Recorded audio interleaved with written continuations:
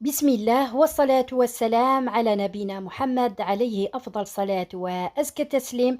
سلام عليكم، إن شاء الله قاعد تكونوا بخير مهنيين وبأحسن الأحوال، وأهلا بكم في قناتكم من كل فنشوية.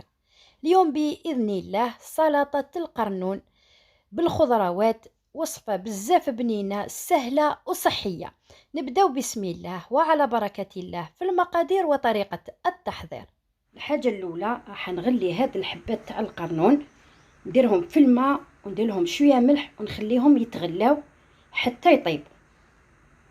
هنا بعد ما طاب القرنون تاعي جيدا في الماء والملح خليته يبرد وقطرته جيدا. كاين نوع واحد اخر تاع القرنون اللي يكون مفتوح، هذاك النوع تاع القرنون يلزم كي تنحوه من الماء تحطوه تحت العين تاع الماء وتغسلوه جيدا هكا تحت الماء باش يتنحى كاع التراب اللي يكون فيه. تعاودوا تقطروه وتنفضوه باش الماء هذاك يتنحى وتخلوه يقطر. اما هذا ما نحتاجوش نغسلوه لانه الحبات تاعنا هم مغلوقين، غير طاب نحيته من الماء وقطرته جيدا. دوك نقطعوا، نشد الحبه تاعي في الوسط ونقطعها بهذا الشكل. دوك نحولوا هذا الشعر اللي يكون لداخل، نحيلو كاع هذا باش نعمرو بالخضره.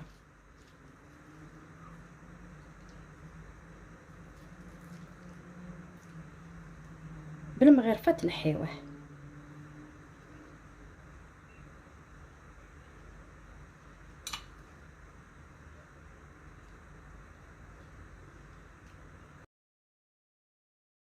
تنحولوا هاد الاوراق لداخل هكا يتنحى معكم. تاكدوا بلي راهي منحيه جيدا. ونكمل نفس الشيء ندير مع هذه. وهنا بعد ما نقيت القرنون تاعي دوكا نعمرها بالخضره. هنا الخضره عندكم الاختيار، انا هنا حطيت البطاطا والزروديه والجلبانه، واللي يحب يزيد الزيتون والمايز يضيف المكونات ولا الخضروات اللي يحب، ويقدر يضيف حتى الطون. انا ما حبيتش نزيد هنا الطون. وهنا عندي الصوص اللي كنت ديجا حضرتها معكم في القناه، ان شاء الله نخليها لكم في صندوق الوصف. نحط شويه الصوص لداخل، الفينيغريت تاعي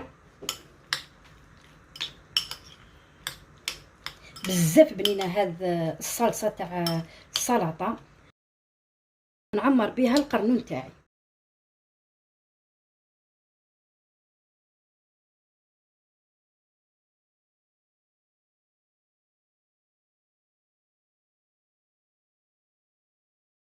كما قلت لكم ضيفوا اي مكونات اللي تحبوها تاع الخضروات، وتقدروا ديروا الطون ولا الباتي تقطعوه صغير وتخلطوه لداخل. طول الدجاج تقطعوه صغير، قطع صغيره مربعات وتحطوهم لداخل.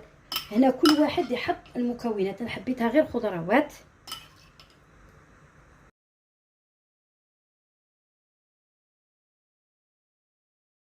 وهذا هو الشكل الحبات تاعي.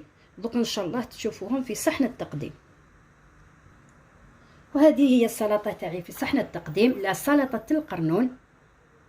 انا حضرتها بطريقه سهله كما قلت لكم. الحشو تقدروا تحطوا الرز، الجلبانه، البطاطا، المايز، اي نوع عندكم من الخضروات تحطوها.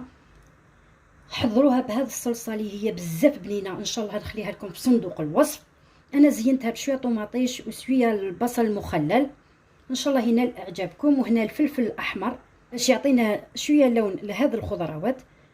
تقدروا تضيفوا الزيتون، تضيفوا اي شيء يكون عندكم في الدار، ان شاء الله تنال اعجابكم. نتمنى تحضروها بهالطريقه اللي حضرتها معاكم، لانها بزاف بنينه وصحيه. نتلاقاو باذن الله في وصفات واحد اخرين وافكار جديده. ما عليا غير نقولكم خليتكم في رعايه الله وحفظه، والسلام عليكم ورحمه الله تعالى وبركاته.